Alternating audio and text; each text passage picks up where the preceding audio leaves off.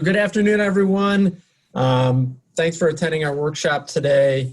You know, all of us who have been part of REP, we have been so excited and impressed by all the great work that you've been doing throughout the summer on your projects. I know a number of you are finished, some are nearly finishing, and we thought, as great as the experience has been, it's also important that you guys feel confident in being able to market what you've done for future endeavors, whether it's on your resume or in a networking session, in an interview. We really want you to make the most of the experience. And so we thought, let's do this workshop towards the end. And so we're really excited to talk to you today about it. Maggie, can you go to the next slide quickly? Yeah. So our goals for today are really to help convey the value of your REP experience. I think a lot of you are part of the REP program. There may be some joining us who aren't in the REP program. That's great. We know a lot of students were engaged in other short-term experiences over the summer, micro internships, externships, you name it. Experiences looked a little different this summer. So all of it's going to be applicable to our presentation today. We also want to focus on what's important to employers, and so helping you guys be able to put your experience in the context of what future employers might be looking for and what they want to see from you. We'll talk a little bit about really emphasizing the impact of your experience. So not just talking about the duties and the daily responsibilities, but what was your impact? And I know each and every one of you had some kind of an impact on the company that you were working with, and then give you a chance to practice. So the main thing we're going to do is we're going to run through some really quick sort of slides with some initial tips to give you guys a sense of what we're talking about. And then we've got 3 students who have agreed to be volunteers for us today. So many thanks to Sasha, Wanyang, and Igor for graciously volunteering to let us workshop their resumes. So Maggie. Yes, thanks, Drew. So like Drew mentioned, we are talking specifically about the students who participated in or are participating in the remote entrepreneurship program this summer. But the information is certainly transferable and relevant really to anyone who's building a resume and may have some of these atypical experiences to include. And so just a couple of notes about what makes REP different. So again, it's the Remote Entrepreneurship Project Program. And for those of you who aren't familiar or who are not, who didn't participate in the program, it was a program that we launched this summer to match students with startups and entrepreneurs who needed support around a particular project or initiative. So it wasn't necessarily a typical internship. Many of them were shorter in duration, so a couple of weeks, 4 weeks, 5 weeks, 6 weeks over the summer, a couple hours a week in some cases, not necessarily a full-time role. And we know that that's different than how you might market or highlight a traditional internship or full-time job on your resume. And so we wanted to spend some time thinking about, even though this is a different type of project, how can we market that to employers and to the people that you're connecting with and networking with during your internship and job search and beyond, like Drew mentioned. Most of these had a startup or entrepreneurship focus, and as you know, many of you who have been involved with startups or with entrepreneurs know, sometimes the type of responsibility shifts maybe midway through the project, or the scope of the project might shift. There's a little bit more like change and evolution happening in that environment, which sometimes can affect how you talk about those experiences. Certainly, those of you who participated in the program this summer know that this program was created not only to fill a need with employers, but also to fill a need amongst the student population. We know that this summer in particular, many internships were canceled or postponed or shifted around a little bit. And the fact that you were able to jump into these projects with a very quick turnaround in many cases certainly demonstrates some flexibility and adaptability and resiliency if you didn't do what you initially were planning on for the summer. So that is certainly something that makes this program unique and something that we can think about, sharing as you talk about that. And the last thing I'll note as far as what makes this type of project or program different is that In some cases, it was a great fit with what some of you were planning to do long-term. You were matched with a project that aligned exactly with your previous experience or your future career goals. And in some cases that may not have been the reality. So in some instances, it may not align directly with what you're looking to do in the future. And so we want to think about what aspects of the project and experience you can pull out to still market to a future employer, even if it is within a different industry or a different type of functional role. And I'll let Drew talk a little bit about what's not so different about REP and the things to think about in that regard. So, right. So as Maggie mentioned, there was a lot that was different about your experiences this summer, but we also want to point out that despite those differences, it's still experience. And so I think, we wanted to put this slide up here because I know sometimes in working with students, students have a tendency to kind of downplay certain things like, oh, I only did something for a few weeks, or, it wasn't a full internship. And the sort of default is to kind of qualify it by what it's not versus focusing on what it is, which is experience that could be very relevant to what you want to do in the future. And the big thing is that you are developing, new skills or flexing existing skills that, added value to the company that you are working for, could add value to a future company or organization that you want to work for. And so the goal here is to really focus on how can you make the most out of what you did, let the project work to your advantage and focus on those positives versus on focusing on, the time or what it wasn't. And then, to Maggie's point that even if you were matched with a project that wasn't like directly connected to your career goals or your next step, you can still make it work for you if you frame it in the right way, right? So, and this is something that applies to kind of anything that you're doing when you're tailoring your resume. Your allegiance isn't to the position or the experience itself. So you don't have to be committed to talking about what that experience was about in its entirety. You can choose the aspects of the experience that you want to highlight and frame it for whatever it is that you want to do. So with that, the leading question is, how can you frame and market your experience? So let's get into some of those actual next steps. Yeah, so just to piggyback off of what Drew was talking about, we call that concept transferable skills. So thinking about the skills that you develop within a particular experience that are marketable and relatable to a future employer or to whomever you're speaking to in like a networking setting or an interview setting. So it doesn't, the job function doesn't necessarily have to be the same. The industry doesn't have to be the same. It doesn't even have to be a professional experience. So this applies to potentially volunteer roles or, student involvement on campus. But what types of skills are you developing that you can apply to something else? And common transferable skills might be things like leadership skills or working within teams, communication skills, organizational skills, analytical skills. You could develop equally strong skills in that particular area in any setting that you could bring to apply to a different setting. So the concept of transferable skills is essentially something you develop in one setting that you can apply elsewhere, even if that setting looks a little bit different. And that is certainly something that is very relevant and important to any future employer and anyone that you're speaking to about your career, because it shows them that you have the capacity to build these skills and to apply these skills in a variety of environments and settings and professions and any of the above industries, functions. The employers really care about that because it's really what allows you to tailor yourself and your resume and your pitch and your networking skills to whomever you're talking to and to the employers of interest. So like Drew said, instead of being tied all the time to a particular job title or an industry, you're really making your kind of candidate profile more about the skills that you have that apply throughout different opportunities. So when we think about what's important to employers, certainly those transferable skills are really things that often stand out at the top of their list, and you often see them in job descriptions or position descriptions as things that employers are really looking for.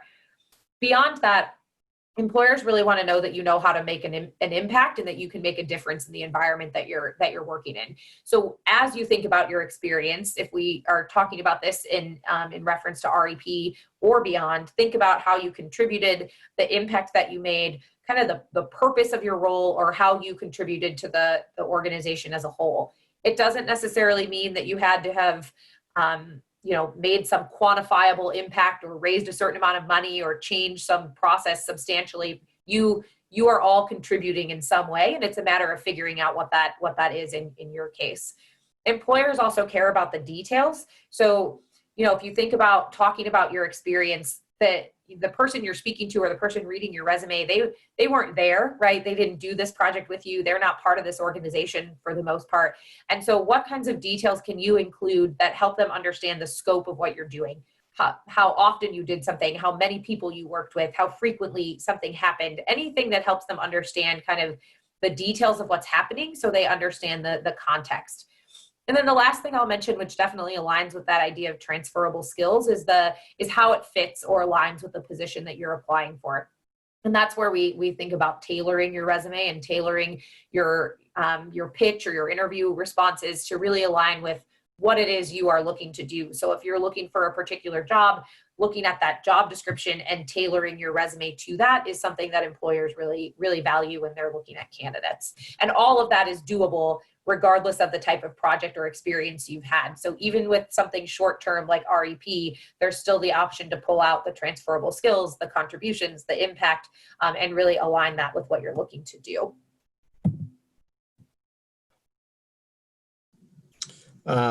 Thanks, Maggie. So oftentimes this boils down to bullet points, unfortunately. As we all know, there's not a whole lot of space to tell your story initially on a resume. Once you get into an interview situation or even just a networking chat, you can kind of tell that story in a fuller way. But on a resume, it's all about creating very concise bullet points that still contain that detail that Maggie's talking about, being able to point to impact and outcomes.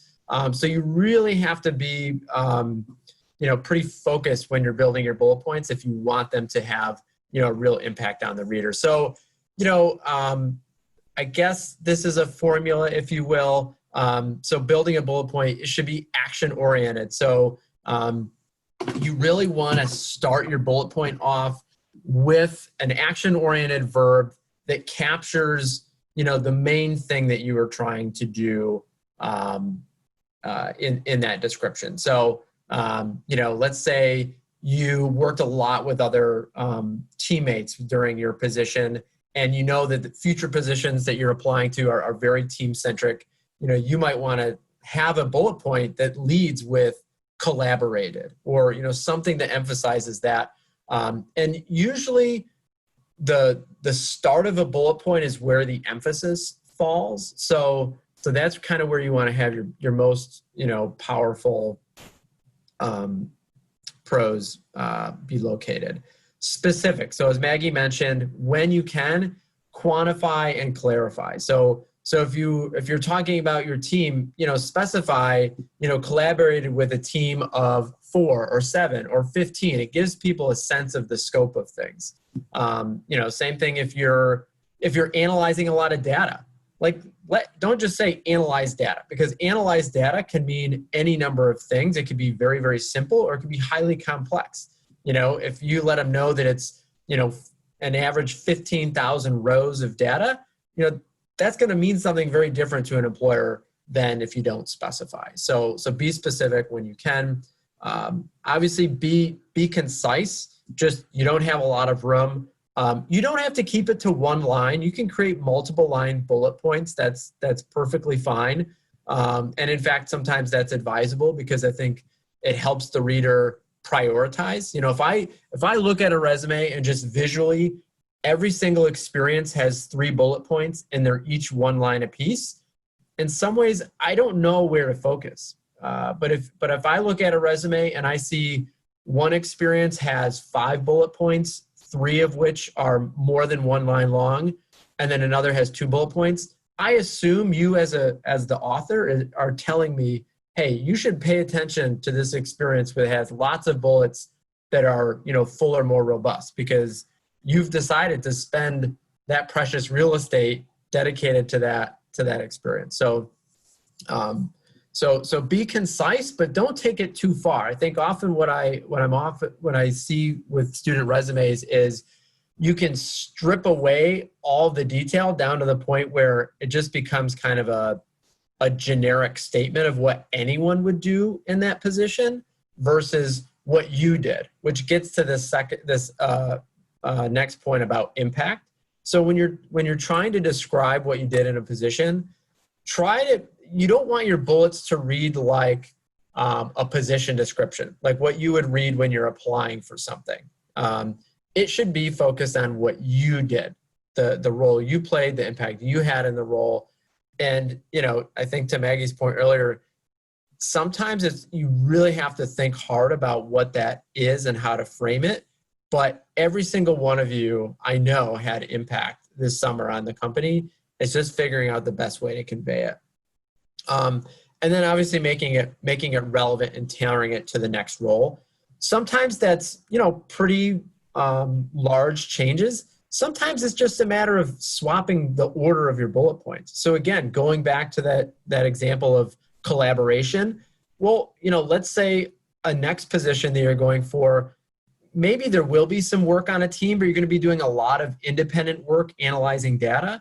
Well, on one resume, the analyzed 15,000 rows of data might have been your third bullet point. You just move it up to the first bullet point for this one because that's what they're going to be interested in more than collaboration. So, when we talk about tailoring, sometimes it's redoing a lot. Sometimes it's just tweaking a word, moving, a bullet point up or down.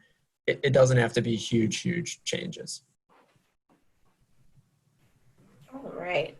And just to put it in like an actual formula, this is a simplified way of looking at how to put a bullet point together. And like Drew said, starting with an action verb that kind of immediately follows the bullet point. Many people, if you've heard this before, people will say that employers spend an average of like 10 to 15 seconds initially reviewing a resume. And so whatever immediately follows the bullet point tends to really catch their attention. So making sure you choose a verb there. And then this, just to fit with what Drew mentioned earlier, highlighting kind of the specific task of what you did and then making sure you touch on the impact. So if you are looking for kind of a how-to, this is a good way to put a point together. Hey Maggie, can I ask a question? Sure. So I wanted to check, like Drew mentioned, and like you also suggested, that there are particular words to initiate or probably just to actually have those words so that it catches recruiters' eyes. So I wanted to understand, sometimes you're aware of those particular words that you can actually put in your resume. How otherwise can you figure out what would be the essential words to catch their attention? Sure. So I can say a little bit, and then Drew, if you want to add to that. So one thing I always suggest is making sure that you think about a verb that actually is like skill based. So staying away from verbs like helped, worked on, assisted, because if I'm reading a word like worked on, that could mean so many different things. So thinking more specifically about what you actually did to contribute and seeing if there's verbs or words that align with that. You certainly could use the job description to take some cues, like Drew mentioned earlier. If you see that in the job description they frequently talk about collaboration or working with others, like maybe a word like collaborated makes sense. I'm not necessarily suggesting using all the words out of a job description. It still needs to match with your actual experience and what you did, but it can give you some cues as to what the type of language that might be most appropriate. I don't know if you have anything to add to that, Drew. Yeah, I mean, I would echo both of the things you said. That is one of my, using really vague terms like worked or assisted, I would avoid it. So you do want to be as precise as possible. And I do encourage you to really analyze the descriptions of positions that you're aspiring to, because while Maggie mentioned you don't want to just totally steal all those verbs and replace yours with those, in some ways, especially with applicant tracking systems, that's what they're looking for. They're going to put keywords into the system that they want to see on your resume. Sometimes it could be a software package that they're looking for, R or Python or something like that. But if you read through the position description and you see that, they have, something like develop, and you have a slightly different verb, you might actually use develop to describe what you did, because it's almost serving as a checklist for them. Obviously, to Maggie's point, you have to be true to what you actually did. But I think taking those cues from the position description is really key. And part of that is not just the actual description, but it's the lingo of the industry that you're in, right? So this is something that I talk about. Sometimes I work with like PhD students who have largely had careers in academia, and they're trying to transition to industry.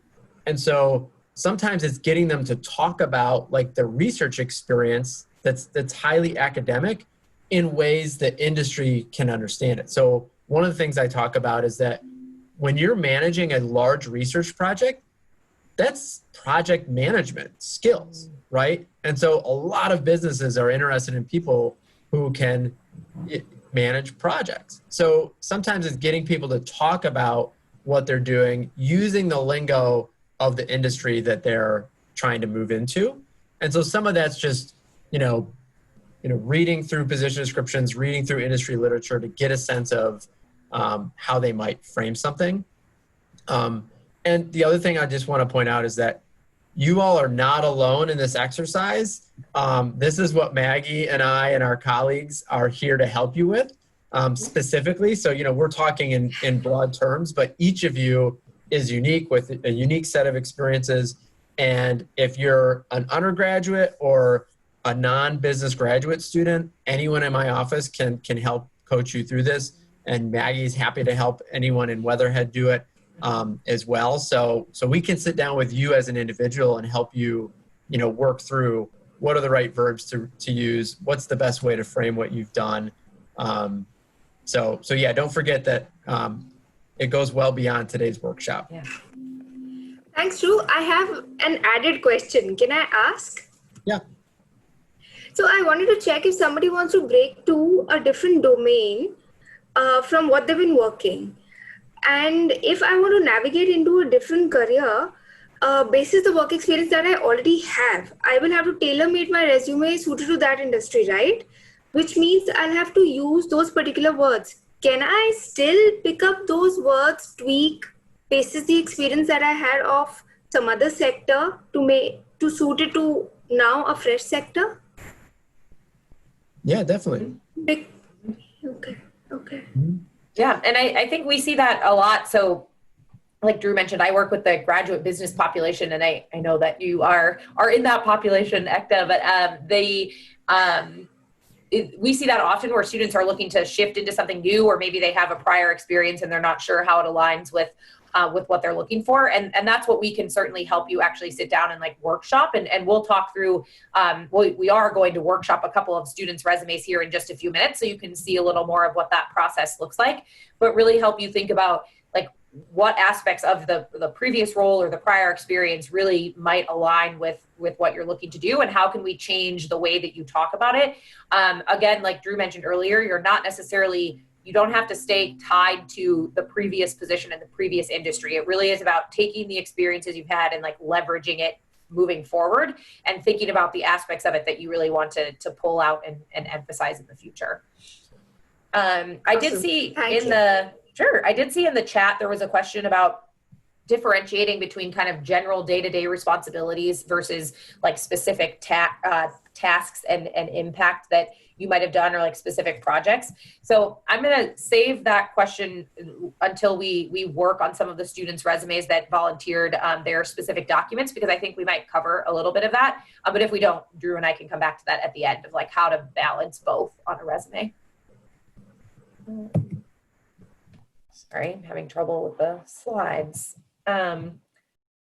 Drew, do you want to cover this and then we can jump into the samples? Yeah, so, we've talked a lot about impact. And for some of you, you might be thinking, well, what does that even mean? I don't know what kind of impact I've had. I was only there for 3 weeks or whatever. So, it just comes down to what were your major contributions? So let's say, I know a lot of times these projects amount to, research, right? So if you're conducting a lot of research, whether it's like a market analysis or something like that, and then you're handing it into higher level folks within the organization, if you know that your research is being used to make an important decision about something within the company, you don't want to claim, total responsibility for that outcome, but you are certainly a contributor to that, right? That's the value that you bring. So instead of just ending a bullet point on conducted research for, add which resulted in or which contributed to,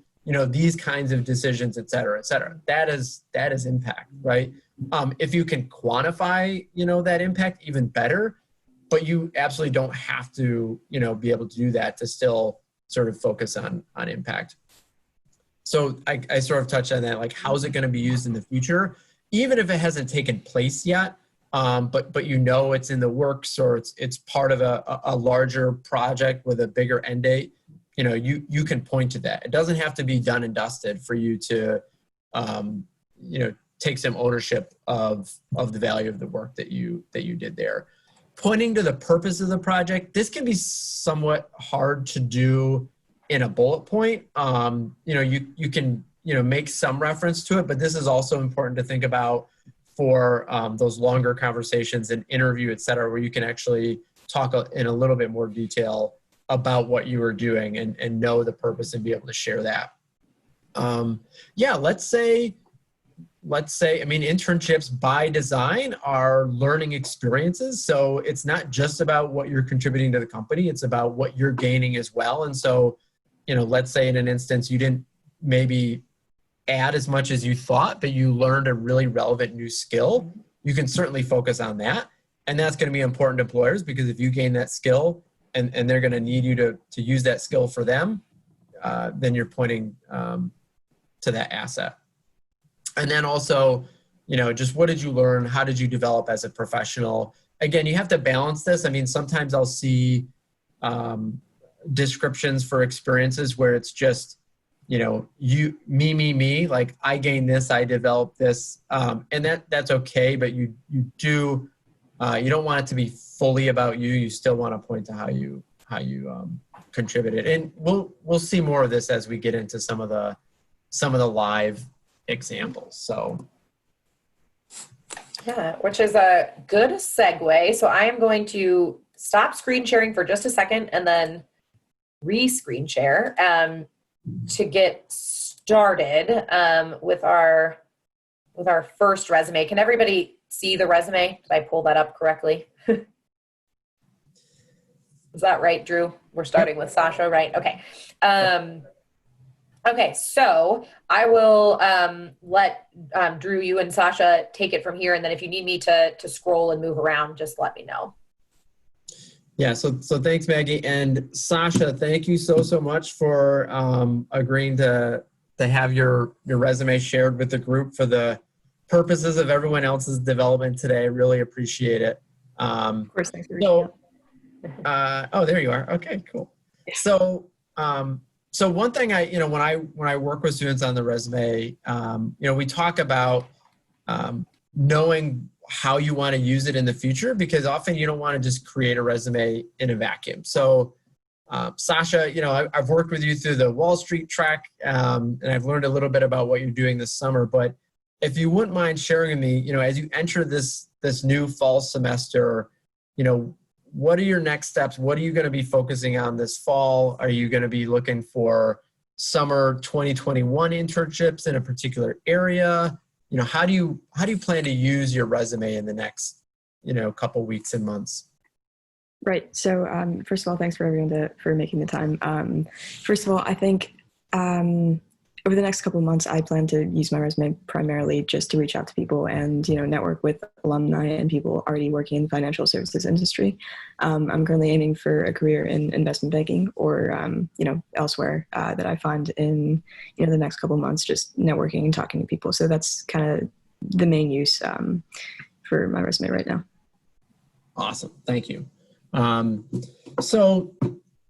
So first glance, you look at Sasha's resume and it looks very professional. I think it's formatted well. She's got all the main categories: education, experience. I know lower down there's some leadership experience. She's got athletics and skills. She's managed to fit a lot of information onto one page, which is a feat in itself. So congratulations. And it doesn't feel overly cluttered. Like I look at it and my eye moves from point to point easily. I don't feel overwhelmed by huge blocks of text. So, the aesthetics of it are definitely part of, what you want to focus on.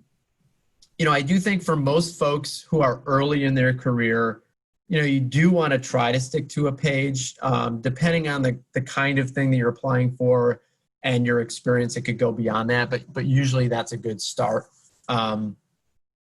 So you've got some great information in your education section, the degree that you're seeking, your major, some applicable academic honors or programs like the Wall Street Trek. And clearly all of these things are relevant to the field that you're interested in, investment banking. I know you're early in your career. You're a sophomore, right, this year, Sasha? Yeah, rising sophomore. Yeah. So I think, having your high school information on there is okay. I think as you move through this year, it's going to become less and less relevant, and you can start to drop that out because you're already doing amazing things while you're here at Case. And so you're not going to necessarily need that.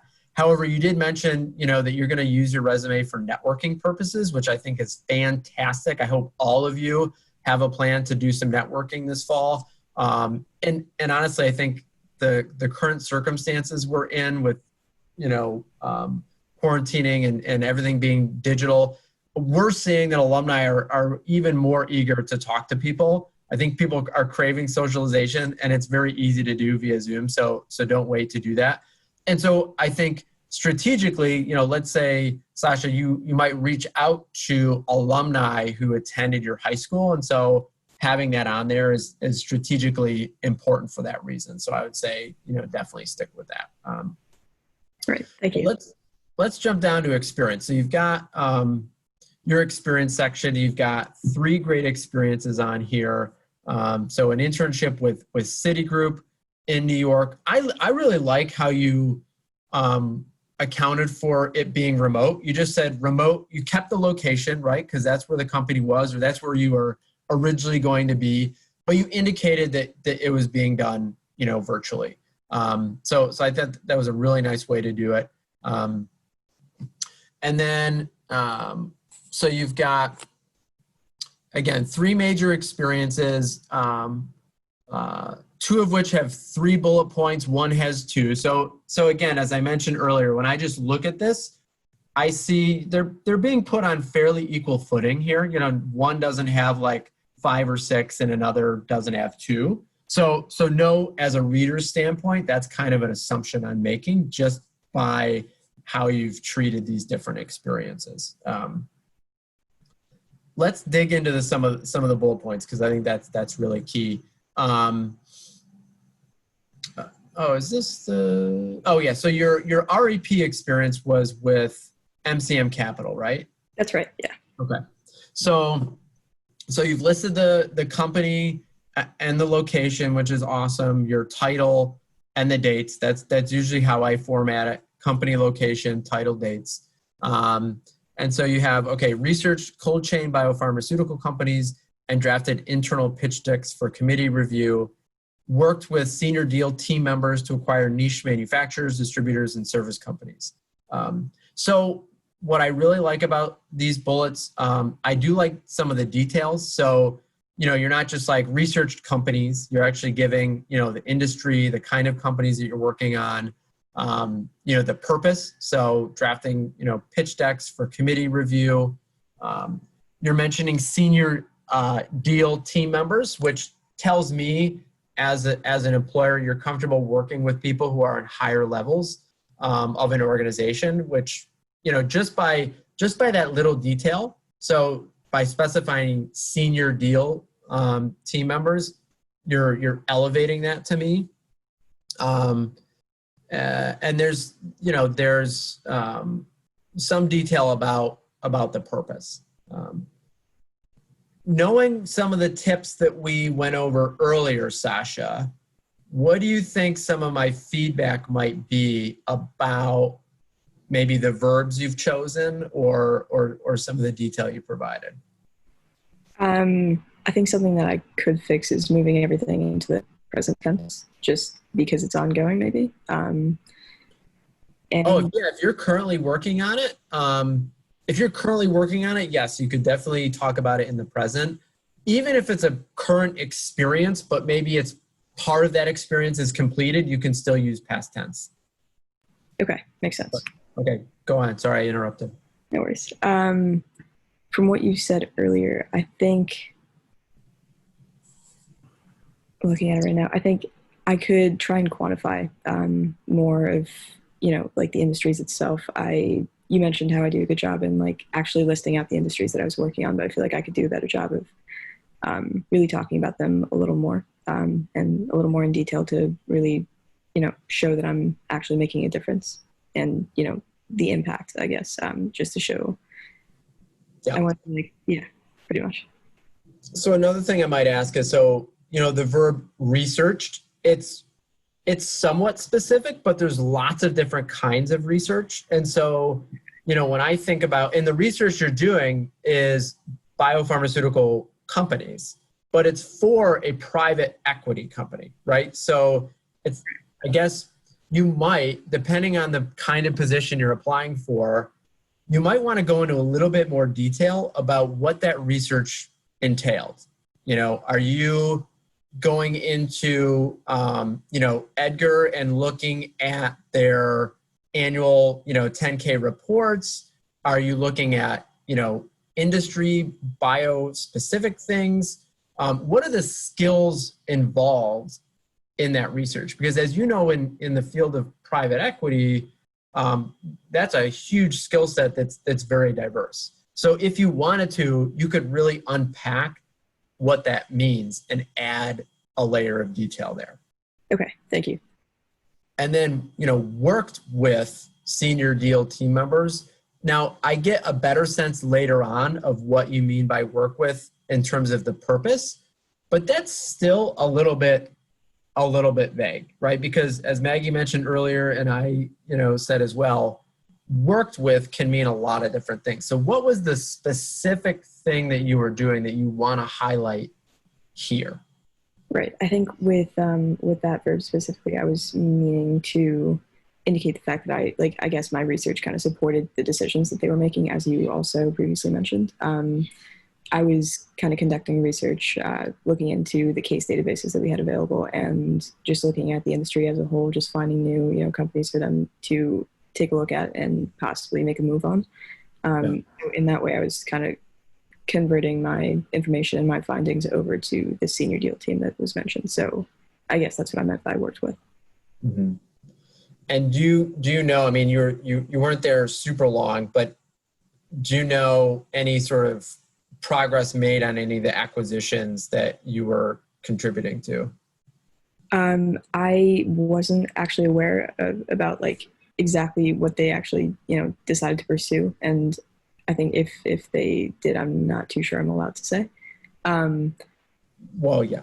But so you don't need to disclose any classified sensitive information. Right. But I think that the main impact I made at MCM specifically was, the industries that they should be looking at as a whole, instead of like the specific company. So if there was an industry that I thought that was doing really well or, supposed to do really well for the upcoming year and upcoming quarter, whatever it may be, I would kind of relay that back to them. They would look into specific companies. And I think that's something that I talked to my main coordinator at MCM with. Okay. So as you reflect back on your experience, Sasha, I mean, do you feel like these two bullets, reflect what you learned and what you think you have to offer to a future employer?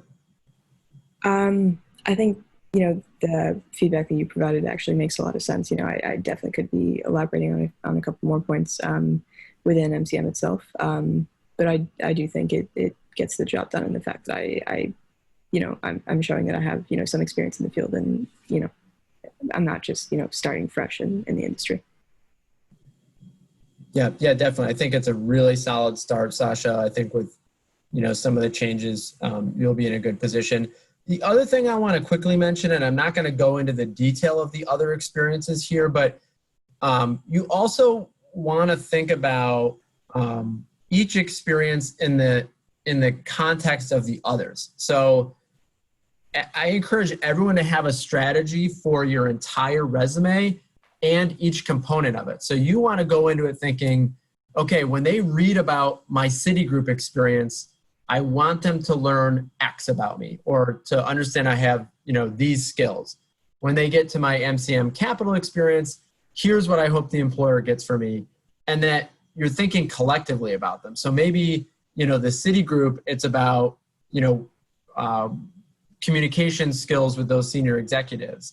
And then, elsewhere, it's maybe the analysis or, performing valuations that, across the three different experiences, you're hitting all the pieces that you want. Does that make sense? So you're not thinking about them in isolation, but how they kind of work together to advance that overall strategy that you have for your resume. Absolutely. Yeah. And so obviously, Sasha, you're one where the project that you were on, it was highly relevant to, your future aspirations. But even if it wasn't, you could still talk about these transferable skills you developed, conducting research, working with high level people, communication skills, and pitch it to something else. But really nice job. Thank you. All right, Maggie. All right. So we will transition to Wan Young's resume. So I know Wan Young was on here before. Hopefully she's still with us. But Wan Young, do you want to introduce yourself and kind of where you are in your education journey? And then we'll talk a little bit about your project. Yeah. So hi, everyone. I'm Wan Young. I'm a rising junior at Case. And currently, I'm an electrical engineer with a minor in computer science. I've changed my major 3 times already, so I'm not 100% sure if this is the last one, but I'm pretty confident that I'm going to stick with this one for a while. Like Sasha, I'll be using my resume to probably give to recruiters for projects in the fall and potentially co-ops in the fall. Great. And apartment list is your REP experience, correct? That's what you did over the summer. Mm-hmm. Okay. Well, thank you for the intro. So similar to what Drew and Sasha talked through, we can talk through the resume kind of generally, and then spend a few minutes on the REP experience. So a couple things I'll note about this that definitely stand out to me is the skill section that you have right at the top. We talked about earlier aligning your resume with a job description and thinking about the skills that an employer is looking for, and having a specific section on your resume is a great way to do that. So I like that you included that right at the top and drew attention to some of those skills that could be relevant to future opportunities. That's a good way to highlight those for employers. And I would imagine that you've used those through some of your other experiences. And so if an employer is reading this, they may not only see that you called out some skills in a particular section, but they might be able to see later on how you've used them throughout your experiences, which is good. And education, like Sasha, you touched on kind of all the primary things there that you might include. You have professional experience, and it looks like you have your REP position here first, or your REP project, and then a couple of on-campus positions. Is that right? That's correct.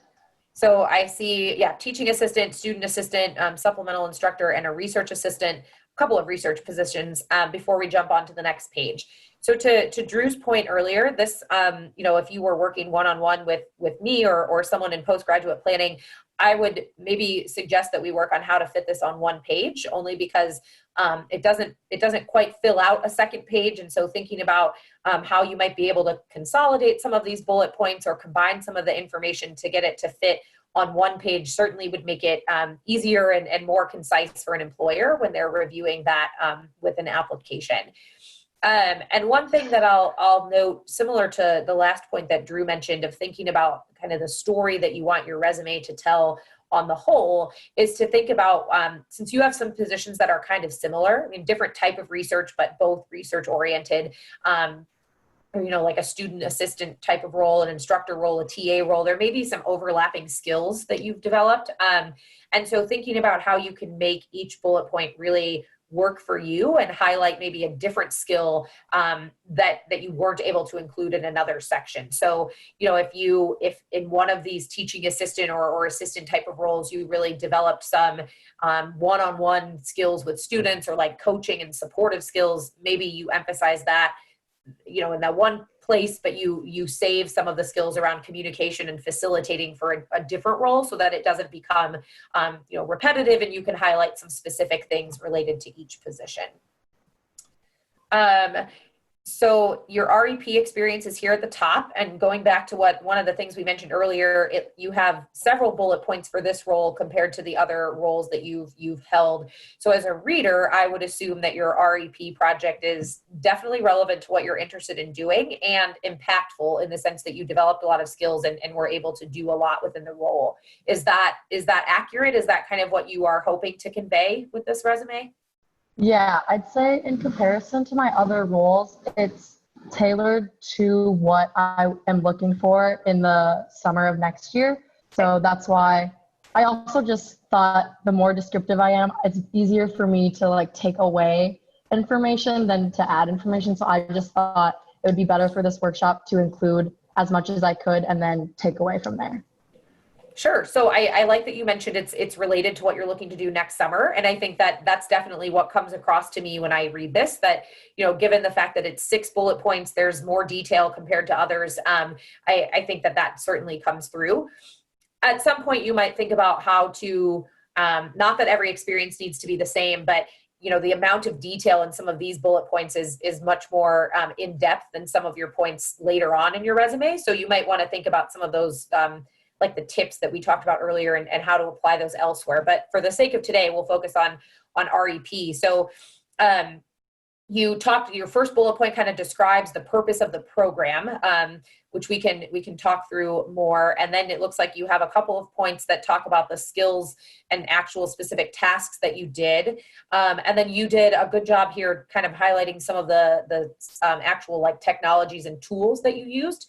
Those may be things that you could consider incorporating also into a skills section if you wanted to further build that out. But I think it makes sense to also incorporate it into what you were doing. But you may want to think about how to do that in that format we talked about earlier, which is using kind of a verb or a specific task to show how you used those. So rather than just listing kind of tools and technologies with a colon, if there's a particular aspect of the project where those were used, if there was something that you did to actually put those into practice, that it can help employers see that you actually know how to use it and you know what to do with it.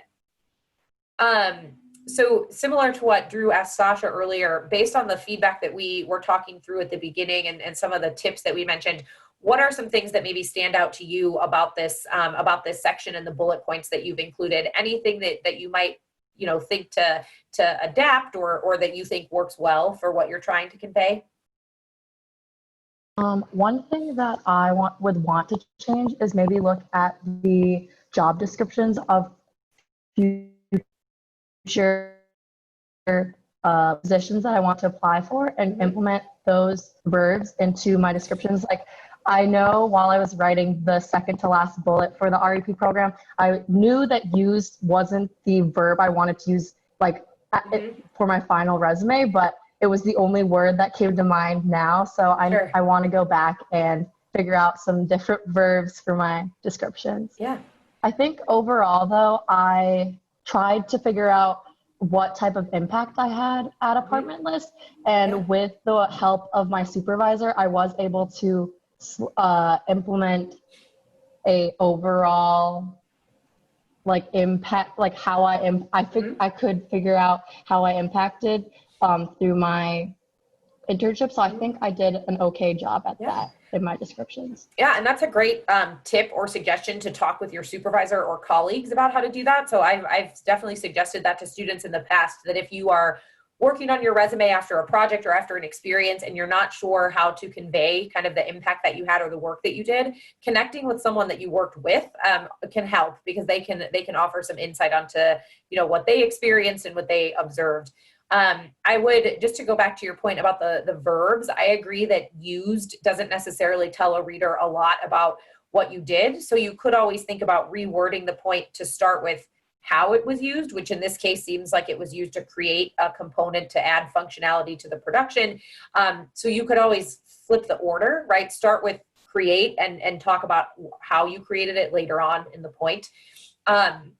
And I would also look at the second bullet point where you start with responsible for. So this is something I see pretty frequently on resumes, is people kind of highlighting an overall selection of like just their duties and responsibilities.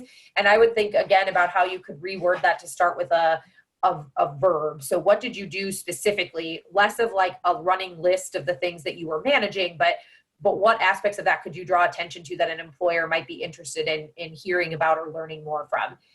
It may be possible you don't have the chance to cover every responsibility on your resume. And to the chat question that came up before, like day-to-day tasks and responsibilities, you may not always have the space or the capacity to add every single one, but think about the highlights, right? What do you want to put on paper so that whoever you're speaking to or sharing your resume with wants to talk to you and learn more? So this is really like a foot in the door. So think about kind of those key responsibilities that you could highlight through their own bullet points. And then the last thing I'll mention, because it is relevant here to REP specifically, you have a bullet point about kind of the concept of the program. And I do think that it can be helpful for employers to understand what exactly you're a part of and what this kind of thing is, right? Like what REP is, or how this particular position came to be. But I think there are ways to briefly touch on it in a way that doesn't take up so much valuable real estate, especially as the first bullet point under your experience. So, as an employer, that's really the first skill-based bullet point they're going to read. And it ultimately doesn't really end up being about you.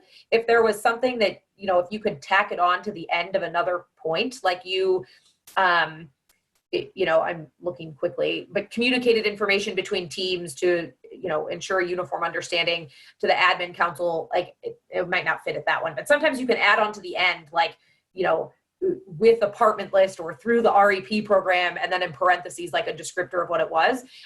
It doesn't necessarily fit with that point, but ultimately, so it doesn't need necessarily its own point. We want the points to be focused on you and your skill sets. But for the most part, I think you did a good job, like you said, talking about your impact and the things that you really did during your short time there. So nice job with that. And I will transition it back to Drew. I know we only have a few minutes left to go through Igor's resume, and then we'll wrap up. Thanks, Maggie.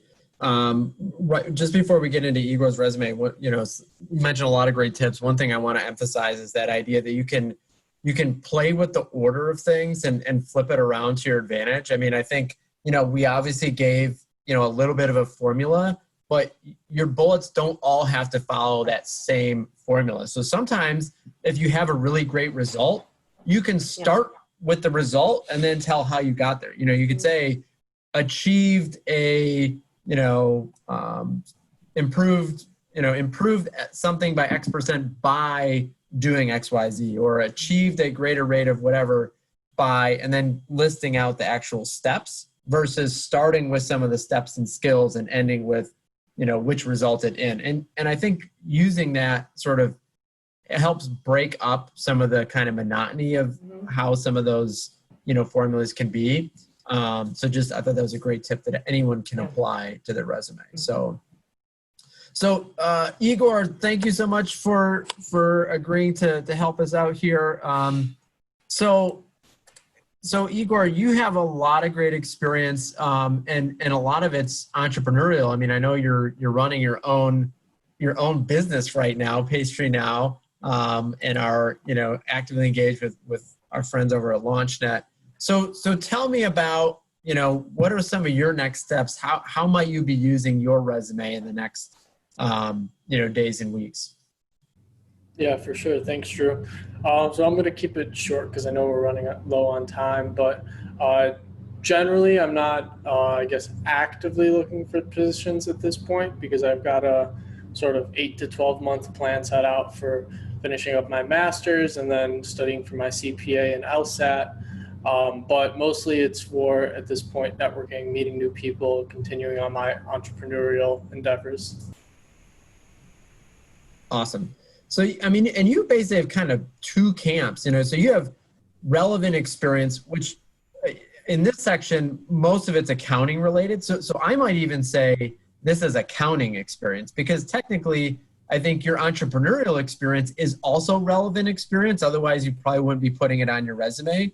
So I might even just go a little bit more specific with this category title. And then if we don't, Maggie, if you wouldn't mind scrolling down to the entrepreneurial.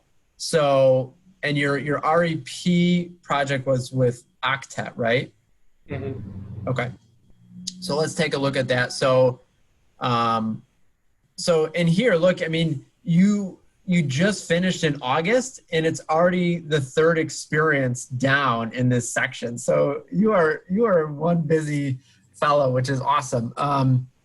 So you've got one bullet point, but it's really, pretty robust and well developed, which I think is fine. So just, really quickly developed an in-depth market analysis to provide a list of 30 potential investors to Octet founders, including M&A research on a Fortune 5 company to determine potential valuation and help develop a pitch strategy. So I like that you are, quantifying things. So, 30 potential investors, you're giving me a sense of the size of the audience, the level of the company that you're researching, the kind of research, so doing mergers and acquisitions, and that the purpose is to do, sort of a pitch strategy.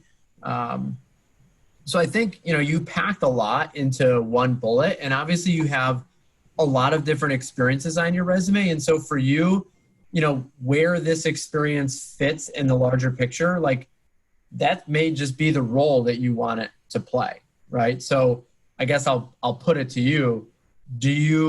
Was there more maybe you wanted to say about your experience at Octet, but you felt maybe constrained by just the limitations of the resume, or is this for you delivering at what you want it to? I think that I don't have a lot of real estate on my resume, so I try to optimize space where I can. And I think that really that was the best way that I could summarize my experience. Like, yeah, sure, there was other stuff that I did throughout it, but if I'm talking to an interview or if I'm networking with somebody, that's going to be the main thing that I'm going to talk about. And that was the main outcome of my internship experience. So I just wanted to focus on that and keep the spotlight there. Sure. Yeah, and I think it does it. For me, while I like all the components and the detail, I think if I'm flying through this resume, which this is how a lot of people read them, I might get a little caught up in the different clauses here. And so you might think about breaking it into two bullets. You're not gonna lose any space, and it just might help, the eye kind of move through it. So you could sort of just say, developed an in-depth market analysis on a Fortune 500 company for something, and then another bullet point maybe going into the purpose with the pitch deck and something like that. So you don't, because what can happen is, I know I said earlier, don't be afraid to have multi-line bullets, and that's fine. But if they get too long, then critical aspects of what you did can get kind of buried in the middle, and people might gloss over them versus, if they're highlighted as, the start of a bullet point, then they're going to focus on it more.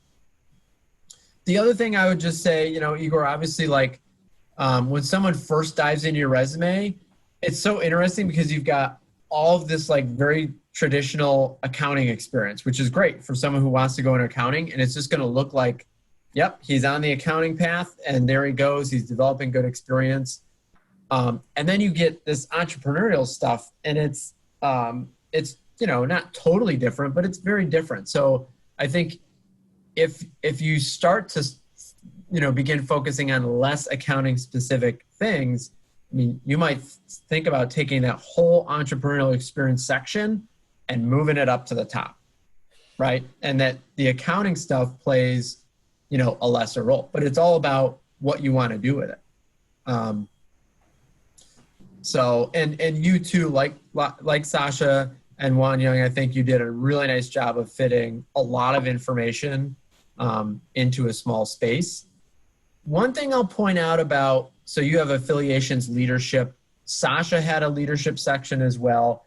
For me, a lot of employers are interested in leadership. Make sure though that you do try to convey the kind of leader that you are. So don't just give titles. Like if for a really important experience, I would think about putting a bullet point that shows what you did, because a lot of students have some leadership role in especially campus organizations.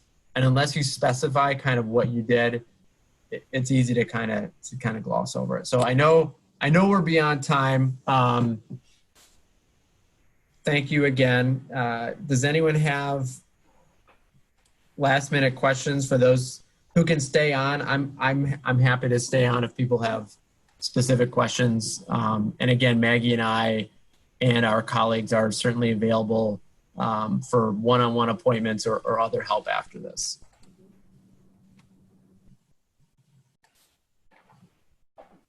There's one question that I would like to ask, especially with reference to what I saw in Igor's resume. There was one thing that he's written, especially like implementation of SOX. So which is like the segregation of duties, which I have also done, but it saves a lot of money for the firm to implement things like that. But when you write it on the resume, it's very difficult to quantify, especially like what was the amount of savings that was generated through the implementation and reporting of segregation of duties or SOX log or things like that. So I have it in my resume as well, but I'm finding it very difficult to quantify it in numbers, because that's the impact. Yeah, and again, I think in the event that you can quantify, even in a ballpark, and to Maggie's point, you can work with your supervisors and other to say, hey, I know I spent a lot of time on this project. Did it end up saving the company any money? About, how much, how might I represent that? If you don't have the specifics, I think you still want to talk about, I guess how it was used, that it was used to make decisions which save money, or, you try to approximate it as much as you can. And, don't feel bad if you can't quantify a specific number. I think a lot of companies understand many of you are just starting out in your careers and aren't expecting you to come rolling in with, claims of saving the company millions of dollars over the course of a, 6-week internship. So I don't know if that answered your question, but I think if you can do it, otherwise do the best you can to focus on something similar. Also, you asked about leveraging information between your resume and your cover letter. So what is the best way to leverage information between these two? Because both are received by the employer. So one thing, for positions that you really, really want, I do suggest writing a cover letter, or obviously if they specifically require it, but it's not always guaranteed that the cover letter will be read. So you do have to prioritize, because a really good cover letter is very time intensive, and it should be even more tailored in my mind than your resume. It needs to be tailored specifically to that position. And for me, the role of the cover letter is to help connect some of the dots for the reader. So you're really in your cover letter explaining why the experiences you've had are relevant to what they're looking for. And you do that by highlighting a few things, a few of your experiences on your resume. You don't have to cover the whole thing. And you're really leveraging the format of a cover letter where you can write in full sentences and paragraphs, which you can't do in a resume, to take some of those salient experiences on your resume and kind of bring them to life a little bit more in your cover letter. Well, yeah, we could spend another hour and a half on cover letter writing. Yeah. It's another art unto itself. Maggie, do you have anything to add? Oh, I would just echo that a cover letter is really a good place to pick a couple of things from your resume and expand upon them. So when I work with students, I usually say that a cover letter should address like a couple of primary questions. One being who you are, of course, like a basic introduction. And then, like Drew said, why you're interested in this position. And that needs to be obviously tailored to what you're applying for. And then really it should address why you're qualified. And I suggest doing that by choosing a couple of things, like 2 or 3 from your resume to provide a little more detail on and connect them to the role that you're looking to do. So it isn't just reiterating the bullet points you have, it's kind of drawing connections between what you did and why it matters to who you're sending the cover letter to. So it really should be specific, and it should provide details and kind of connection points that you wouldn't put on a resume, because a resume isn't the place to like explain everything that you did, and the cover letter is really your chance to do that. And you know, just like with resumes, we're always happy to work with students and work on writing cover letters and thinking about how to format those for a position that you're interested in. I did see a question in the chat about resume templates, and so I can add a little bit about that, and then Drew, if you have any thoughts. But so as far as formatting, I usually suggest using a template for like a guideline on how it should be structured, I think is okay. Like within Weatherhead, we have templates that we encourage students to use, but it really is more about like the you know, where you bold and where you italicize and the way that it's organized on the page. It isn't like a document that you like plug in your information and then it spits out a version.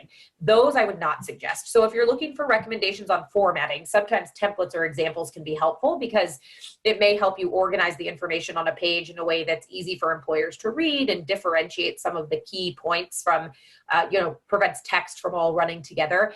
I would not like plug your information into anything and have it spit out a version of a resume. I think that one, that leaves you very little flexibility to edit or move things around as needed for a particular position.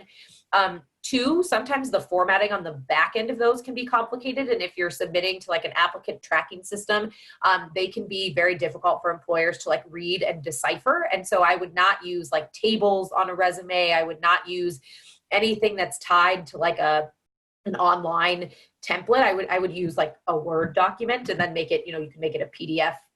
But otherwise, sometimes the alignment gets messed up and it can be hard for them to follow.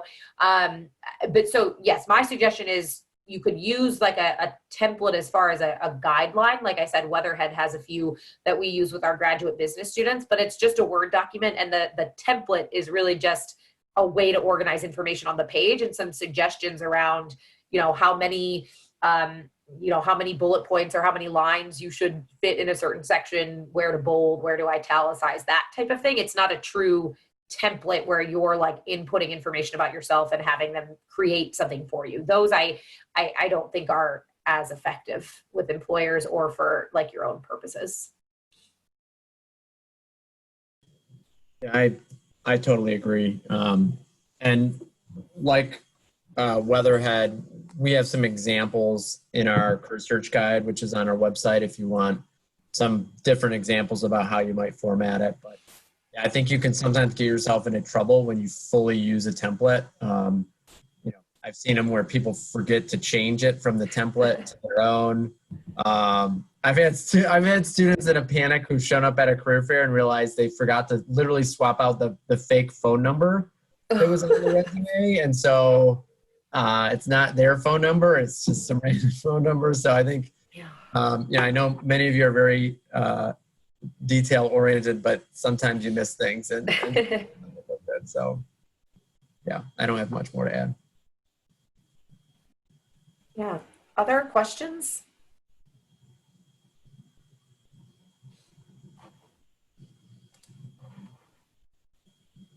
All right. Well, thank you all. We hope that was helpful to you. And again, feel free to reach out if you want to meet with us one-on-one or whatever. We're happy to work with you all. Yeah, and thanks again to the students who volunteered their resume. We appreciate your willingness to have your resume on screen and to be able to talk through that with us. So thank you for volunteering. Yes, thank you.